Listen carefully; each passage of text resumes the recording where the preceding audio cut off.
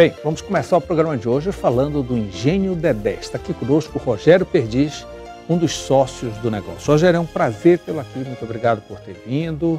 Você e o Dedé, que é o André, que formam o Engenho, não é isso? Exatamente. Boa noite, é um prazer estar aqui. O Dedé existe, as pessoas perguntam quem é o Dedé? Não, o Dedé existe. Há 25 anos nós estamos no Vocês tinham uma pastelaria, alguma coisa assim? Começou assim, com uma pastelaria, o André e a esposa, que vendendo pastéis variados. Em Manaus só tinha 3 tipos de pastel, ele inaugurou vendendo 8, 10 tipos. Isso foi muito bem aceito pelo público e começou toda a procura e a história do caminhar. A gente está no eterno caminhar, mas a gente veio se transformando ao longo do tempo até chegar no que hoje é o Engenho Dedé. Aí o pastel pediu um acompanhamento, que era geralmente uma pinga, coisa e tal, aí Exato. Surgiu a cachaçaria. Era uma pastelaria que virou uma lanchonete, que virou um bar, que virou um restaurante-bar, que virou um bar, que virou um restaurante-bar novamente. Isso. Agora tem uma pergunta, por que é um sucesso em Manaus a cachaçaria Dedé? Por que quando veio para Belém ela se tornou assim mais light, virou Engenho? Engenho era um projeto nosso antigo, quando nós queríamos abrir a nossa segunda unidade em Manaus. Era para ser Engenho. Mas o Shopping Manauara nos convidou para ir por shopping sendo cachaçaria. Então nós guardamos o projeto do Engenho com muito carinho, ficou adormecido, esperando uma oportunidade. Quando nós fizemos nosso plano de expansão para adentrar outros mercados além do Amazonas, a gente decidiu estrategicamente que o projeto deveria ser o do Engenho Dedé e não da cachaçaria do Dedé. E hoje vocês estão em Manaus, Belém e Uberlândia. E Uberlândia, e estamos com uma novidade de abrir uma próxima agora em Fortaleza. Então a expansão vem rápida. Agora tudo com operação própria, né, Rogério? Não tem intenção de franquear nada. Nós estamos preparados para franquear, temos um modelo de franquia homologado, participamos da ABF, que é a Associação Brasileira de Franchise, mas nós escolhemos um modelo que se chama sócio-operador.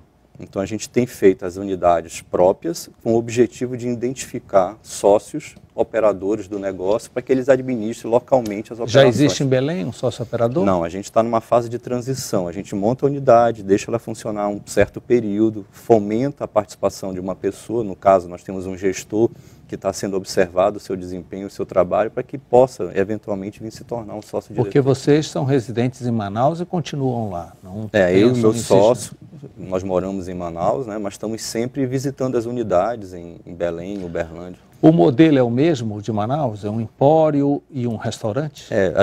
Nós dizemos que nós fazemos, na nossa missão, proporcionar o entretenimento gastronômico. É uma gastronomia diversificada, de uma comida brasileira, com forte apelo amazônico e mineiro, e buscando agregar o serviço, uma boa qualidade de atendimento, uma boa gastronomia e a introdução de produtos de empório, produtos exclusivos ou não exclusivos, importados, de uma boa qualidade, para que dê a opção do cliente degustar esses produtos no próprio restaurante ou levar para sua casa. Queijos importados, grãos, frutas secas. Agora, sem dúvida, o fator mais interessante que vocês ficaram conhecidos e que os clientes falam é a quantidade de rótulos de bebidas que vocês apresentam. Não deve ser fácil manter uma logística desse nível. É verdade. Por exemplo, de cachaça, quantos rótulos são? Nós temos 1.100 rótulos de cachaça. Em todas as lojas, em todos os restaurantes? Em todos os restaurantes.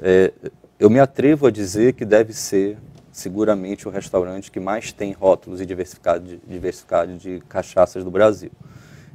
Dessas cachaças, como você bem falou, a logística de manter esse estoque é complicado. E o que a gente faz? A gente possibilita para que o cliente deguste pelo menos 200 tipos, que são os que a gente mantém como dose. As outras 800 garrafas, 900 garrafas... Vocês vendem a garrafa? A garrafa. Mas já é um leque de 200 doses diferentes. E aí vem a curiosidade, leque. Qual é a escala de preços? Quanto custa, por exemplo, a mais barata e a mais cara? De dose, nós temos dose iniciando a R$ 4,90, mas temos dose que a mais cara é R$ 169. É uma cachaça especial, tem toda uma história, chama cachaça Havana. Também a dose? A dose, R$ 169 a dose. Mas essa é uma cachaça assim que... Ela é um produto brasileiro, começou a ser produzido em 1943, mas sofreu um processo de uma empresa inglesa, dona de uma bebida chamada Havana Club, que proibiu o uso dela no Brasil como Havana. Passou 20 anos brigando na justiça, houve toda uma comoção de defender a indústria brasileira, e as garrafas que foram produzidas antes desse processo, para você ter uma ideia, Bona, são garrafas de colecionador que são vendidas a 30 mil, 35 mil reais a garrafa de cachaça. E depois ele conseguiu ter vitória no processo judicial e voltou a envasar com o nome Havana. Agora, além da cachaça, vocês têm muitos rótulos de uísque, de cervejas, principalmente artesanais, e vinhos, não é isso? Nós somos um restaurante que tem essa diversidade toda de cachaça, mas e a cachaça... com foco em bebida, sem sombra de dúvida. Mas a cachaça não é a bebida mais vendida. Hoje a bebida mais vendida que nós temos no Engenho Dedé são cervejas e chopp. Nós temos uma linha de 56 cervejas artesanais especiais, que é um mercado que tem crescido muito no Brasil. Algumas importadas? Uma boa parte importadas, alemães, belgas, austríacas. E o público tem procurado isso, qualidade, diversidade, produtos que são feitos de forma artesanal, com maiores critérios de produção. E a gente enxergou isso um tempo atrás e por isso que fortificou a nossa carta de bebidas, né? São uísques, são cachaças, são vinhos. Temos uma carta de vinho de 80 rótulos de vários países do mundo. Os 3 restaurantes estão equipados com todos esses rótulos? Com todos esses rótulos. Nós fizemos esses rótulos de vinho, por exemplo, nós temos parcerias comerciais com grandes importadoras nacionais. Nós chamamos o enólogo de cada importadora dessa e identificar pelo nosso cardápio o que a gente serve, nosso produto. Eu quero uma carne de sol. Para fazer a harmonização. Exatamente, eu quero uma carne de sol. Harmoniza com o vinho? Sim, vamos buscar aqui dentro do nosso leque de vinho opções para você harmonizar uma carne de sol, um escondidinho, um joelho de porco, que é um prato muito pedido no engenho. E vocês estão com um cardápio grande dos peixes amazônicos? Também, é uma característica. Utilizamos muito aqui em Belém o filhote, é um prato muito bem aceito, preparado de forma amazônica, né? Unindo aí o tucupi, o jambu, o peixe, o grelhado. Rogério, a diferença, já que você com três capitais bem distintas, embora 2 sejam amazônicas, mas são distantes e acabam tendo opções distintas, como é que você vê a relação? Como é que é o público de Manaus com relação ao público de Belém e o público de Uberlândia? Quando a gente chega numa cidade que a gente não tinha uma história, como por exemplo Belém e Uberlândia, a gente procura primeiro identificar hábitos, a gente frequenta muito antes, a gente vai nos locais, a gente procura não descaracterizar nosso cardápio. Eu diria assim que nas 3 estados, 70% do cardápio ele é o mesmo. 30% o que a gente faz? A gente pega produtos locais, né? Chegamos em Uberlândia, nós levamos o conceito de fazer o peixe com o peixe deles, que é a tilápia, mas feito no arroz, no tucupi e no jambu, com uma outra apresentação. Aí você chega e você tem que dizer para aquele cliente que não conhece, eles não conhecem o tucupi, o jambu, o que é o tucupi, o que é o jambu, você fala toda a história amazônica e as pessoas começam a degustar e provar. Pra você ter uma ideia, a gente introduziu também lá o tambaqui, que é um peixe muito vendido em Manaus, mas que em Uberlândia não tinha. Levamos a banda de tambaqui para lá, fizemos um trabalho de degustação, de apresentação, e as pessoas, começaram a gostar e pedir também. Que bom. Bem, vocês estão partindo agora para marcas próprias. Não agora, porque vocês já tem algumas coisas já faz tempo, né? Mas agora vocês estão lançando uma linha de cerveja e uma cachaça própria, né? Exato. Baseada no jambu. Exato. Ela faz tremer a língua aqui? Faz. Não, porque a cachaça já treme tudo, mas aqui especificamente a língua também é contemplada. Essa cachaça foi desenvolvida pelo nosso chefe Dedé, junto com o Master Blend, que é um especialista em cachaça. Fizeram mais de 30 simulações, Bona. A gente queria preservar o aroma, o sabor do jambu. Isso foi sendo estudado até chegar numa composição que pudesse espelhar exatamente isso, aquela sensação do tremor da língua ardendo um pouco. Mas só que o que nós fizemos? Nós diminuímos a graduação alcoólica. As cachaças, elas têm uma variação de graduação de 44 a 51 graus. Essa daqui é 30 graus. Então ela é mais palatável, ela é mais suave. É mais leve, né? E colocamos uma pintada de gengibre também na composição. Isso deu uma diferença, um diferencial nela. E produzida com produtos daqui do Pará. O nosso jambu ele é comprado aqui em Belém. A gente faz um trabalho aqui no engenho nele. Um pré-preparo, congela e a gente manda para um engenho que fica em Minas, em Papagaios, para fazer a composição que foi estudada e aprovada e envasar, obter os selos regulatórios do Ministério da Agricultura, da Receita Federal, para poder ela ser comercializada em todo o Brasil. Bem, então ela não é exclusiva do Engenho Dedé? Não, a gente tem Vocês já estão com esquema logístico em todo o país? Nós vendemos ela em 2 distribuidoras nacionais, uma fica em BH, a outra é uma distribuidora que faz a entrega por site, e já a última contagem que eu tinha é que estava presente em 12 estados já no Brasil. Eles vão nos atualizando mensalmente com as vendas quando eles colocam no estado novo. E a gente tem feito eventos de degustação, vai em um certo estado. Existe agora em junho a Expo Cachaça, que está na sua 26ª edição, que é um evento nacional de apresentação de produtos e fomento do setor.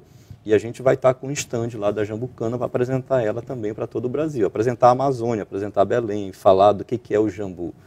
Só para você ter uma curiosidade, quando nós fomos homologar isso no Ministério da Agricultura, a pessoa lá, o técnico do órgão, não quis aprovar, porque achava que o jambu era uma erva que tinha uma certa toxicidade. Nós tivemos que contratar um engenheiro de alimentos para fazer um laudo e explicar a etimologia do jambu, o que ela é, qual é a origem, qual é a composição, para a pessoa se convencer a aqui é uma mistura de jambu, de cana e de gengibre. Gengibre e melado de cana. A gente usa o melado, que dá um adocicado. E é o que provoca essa coloração, que Exato. É muito interessante. Exato. Bem, mas vocês agora também lançaram uma linha de cerveja, uma verdade. cerveja artesanal. Entraram aí numa onda que está crescendo cada vez mais, muito. Né, Rogério? No mercado, as grandes produtoras de cerveja, inclusive, começaram a se preocupar com isso e começaram a comprar pequenas cervejarias artesanais para ter produtos artesanais. A Ambev fez isso, a Budweiser também está fazendo isso. Você sabe que agora, domingo, em São Paulo, vai ser lançado, até por um cervejeiro paraense, uma cerveja feita com água da chuva de Belém. Nossa! Chama-se Depois da Chuva. Que interessante. Então é algo extremamente diferente, né? Não, se você pesquisar hoje, ver na internet, tem muita coisa sendo feita. Associações locais de pessoas físicas que fazem a sua cerveja em casa, com mini produtores, né? E a gente, antenado nesse mercado, há uns 2 anos atrás, falou, nós queremos ter a nossa cerveja. O André, o Dedé, ele é um cervejeiro nato. E ele falou, vamos procurar. E rodamos um pouco o Brasil atrás de alguém que pudesse compreender o nosso projeto, que a gente quer coisas de qualidade. E encontramos uma cervejaria, que foi a primeira microcervejaria brasileira, uma cervejaria chamada Krug Bier, de origem austríaca. Os seus proprietários são austríacos, radicados no Brasil. E falamos da cachaçaria, falamos do engenho, falamos do projeto. Tivemos uma relação muito boa, nos identificamos, sabe quando a coisa parece que junta? E aí o Ervig, é o nome da pessoa, desenvolveu para a gente essas cervejas, são 3 versões, a de trigo, a Dunkel escura e a larga, que é tipo Pilsen. E tem tido uma aceitação excelente. Também não é exclusivo do engenho, Não. Vocês também têm um esquema logístico já de distribuição. Revender e colocar em nesse local. caminho, o que vocês ainda pensam em fazer? Nós estamos aí com um projeto agora de fazer nós já temos uma pimenta nossa, que é uma pimenta com molho vermelho, mas estamos querendo desenvolver uma com molho de tucupi, naturalmente. De tucupi, de murupi e de pimenta de cheiro paraense. É a próxima etapa. Bem, a gastronomia paraense já está ficando até bastante famosa, com vários eventos, mas tem um problema logístico, os ingredientes só tem aqui na região. Exato. Fica difícil de você estar mandando assim por diante. Vocês pensam em entrar nesse negócio também? De repente você vai vender em São Paulo jambu, você vai montar um empório lá, vai vender tucupi ou coisa assim? O que a gente tem feito é levar alguns produtos das regiões que a gente adentra. Por exemplo, a gente entrou em Belém. Então nós tivemos acesso a produtores, a fornecedores, a parceiros. Logo que nós chegamos aqui, nós nos associamos à Abrazel, que é a Associação Brasileira de Bares e Restaurantes, participamos de discussões para fomentar o segmento, fortalecer a gastronomia. Não é o engenho competindo com os outros, é um grupo de pessoas preocupado com a gastronomia e elevar a gastronomia amazônica. Eu tenho uma opinião de que tem muitas pessoas que não são amazônicas, que têm utilizado os ingredientes, os produtos, falando e têm ganho dinheiro com isso. E nós daqui, da região... Que temos o produto aqui do lado, temos ficando uma dificuldade em função de uma briguinha inicial, Exato. Normal isso. Mas vocês pensam em industrializar esses ingredientes? Pensamos em levar isso de forma meio que artesanal ainda para as outras unidades. Por exemplo, nós temos tucupi em Uberlândia, em Minas, daqui de Belém. Nós temos o jambu lá.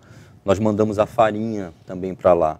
E temos aquele trabalho de fazer a divulgação para os clientes. E traz o pão de queijo de lá. E trazemos coisas de lá para cá. O joelho, a costelinha, vem tudo de Minas. Então há uma interação muito grande, sabe? E isso tem sido muito bom, as pessoas têm visto como diferencial. Vocês estão se preparando para chegar a Fortaleza, né? No Guatemi de Fortaleza. Então lá, o Nordeste brasileiro, é a terra da cachaça, vocês vão se encontrar, né? O engenho com a turma que A gente acaba depreciando, chamando de cachaceiro, mas não, a turma que gosta, que degusta uma boa cachaça. Exato. E qual é a sua expectativa para lá? Lógico que vocês não vão ficar só em Fortaleza, ninguém sai de uma região para outra assim, com um objetivo só em Fortaleza. O nosso plano de expansão prevê a abertura de 2 lojas por ano. Então, diria assim, Fortaleza, esse ano nós cumprimos metade da nossa meta, existe um cenário que é um pouco negativo, que a gente tem tido contra esse cenário, buscando alternativas, e às vezes acontece muito de oportunidades, é um lugar assim, opa, aquele local interessa, vamos lá conversar com o empreendedor, com a loja de rua. A nossa capacidade é de abrir 2 por ano, isso a gente consegue fazer. Uma outra pergunta, vocês têm as 2 opções em Manaus, vocês têm shopping, tem rua, aqui em Belém vocês só tem shopping, há possibilidade de vir a ter rua em Belém, sim, alguma coisa dessa natureza, sim. E qual a mais interessante, qual é a melhor operação nessa hora? Eu diria assim, todos 2 têm suas vantagens e desvantagens.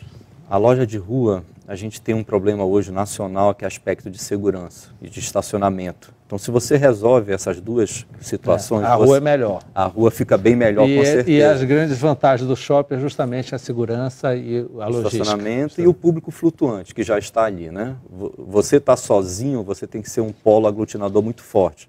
É preferível que você esteja próximo de outros polos gastronômicos. Onde já tenha público. Exatamente. Rogério, muito obrigado por essa conversa, muito obrigado por esses detalhes, parabéns pelo negócio de vocês e vão em frente, levem nossos ingredientes. É muito importante que tenha essa visão de industrializar e distribuir. Os ingredientes estão aí numa quantidade impressionante, não é? É uma riqueza incalculável de coisas, inclusive, que nem foram usadas ainda, que precisam ser pesquisadas. As pessoas gostam muito, mas nós temos esse fator logístico que nos atrapalha um pouco de colocar em todo o país. De repente, vocês vêm com uma visão mais empresarial, quem sabe? Boa sorte, hein? Obrigado e faço o convite para voltar lá no nosso Engenho Dedé, aqui no Shopping Boulevard. Ok. Logo depois do intervalo, vamos falar com o presidente nacional